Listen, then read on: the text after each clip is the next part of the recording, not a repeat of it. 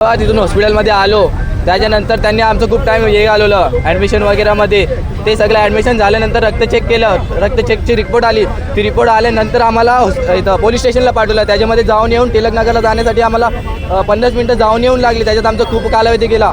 ते आम्ही तिकडून स्टॅम्प घेऊन येईपर्यंत इथून व्हॅनसुद्धा आलेली नाही. ॲम्ब्युलन्स दिली, ती फक्त ॲम्ब्युलन्स नावाला होती. ॲम्ब्युलन्सच्या नावाखाली फक्त सायरन दिलं होतं.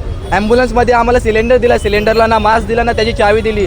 आम्ही डॉक्टरची मागणी केली, आम्ही नर्सची मागणी केली, तेही नाही दिलं. आम्हाला ऑक्सिजनचं मास्क वगैरे काय दिलं नाही लावायला, तेही नाही दिलं. आणि वरून सांगतात आम्हाला की काहीच नव्हतं, तुमची मुलगी चांगली आहे वगैरे वगैरे.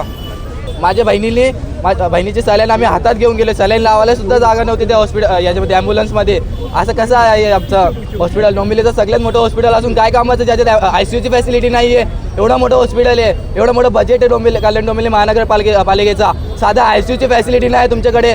MLA येऊन सांगतात आम्हाला की तुम्ही प्रायव्हेटमध्ये जायचं होतं, गव्हर्नमेंटमध्ये नव्हतं जायचं. तुम्ही गव्हर्नमेंट सर्व्हंट आहेत, तुम्ही बोललं पाहिजे की आम्ही हॉस्पिटल बनवू. तुम्ही हॉस्पिटल बनवायचं सोडून आम्हाला सांगतात की तुम्ही प्रायव्हेटमध्ये जायला हवं होतं. ती सिच्युएशन गेली, पण तुम्ही आता तरी देखील बोला की आम्ही करू, आम्ही हॉस्पिटल बनवू, हॉस्पिटलवरती हे कारवाई करू.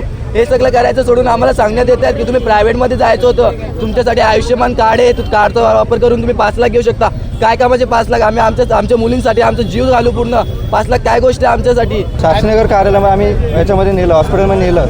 तिकडे आम्हाला उपचार काही दिले नाहीत. त्यांनी जे आम्हाला उपचार गरजेचे होते ते दिलेच नाहीत. आम्ही डॉक्टरांना मागणी केली की आम्ही आमच्या हॉस्पिटलमध्ये ॲम्ब्युलन्समध्ये आमच्याबरोबर चला, की तुमचे काय चार्जेस असतील पे करतो. तरीसुद्धा ते आले नाहीत. अक्षरशः आमची मुलगी, आमच्या मुली दोन्ही आमच्या हातात तडफडून गेल्या. याला कारणीभूत फक्त शास्त्रीनगर रुग्णालयच आहे. आणि ह्याच्यावर कारवाई झालीच पाहिजे आणि या सरकारवरतीही झाली पाहिजे, ज्याच्यामुळे आमच्या पोरी गेल्या. ज्यावेळेस आम्ही हॉस्पिटलमध्ये गेलो तेव्हा जी ट्रीटमेंट आम्हाला पाहिजे होती ती तिथे भेटलीच नाही. डॉक्टरांना विचारलं मुलीची कंडिशन कशी, त्या सहज हसत सांगतात की माझी मुलगी ओके, तुम्ही तिथपर्यंत जाऊ शकता. तिला श्वास घ्यायला त्रास होत होता, तरीसुद्धा ती सांगते की नाही मुलगी ओके, तिला हुसकी लागले. बांधलेला हात आम्हाला सोडायला लावला. कशासाठी?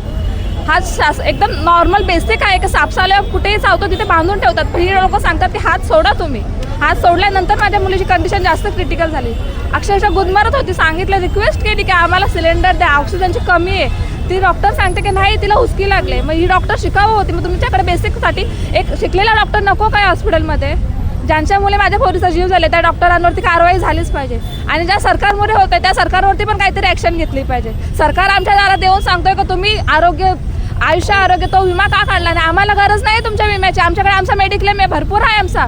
पोरींसाठी आम्ही जीव ओतून टाकू, पण आम्हाला गरज होती तेव्हा आरोग्याची गरज होती, औषधाची गरज होती, जी तुम्ही अवेलेबल करून दिली नाही. त्याच्यामुळे आमच्या मुलींचा जीव गेला. त्याला जबाबदार फक्त तुम्ही आहात, दुसरे कोणीच नाही.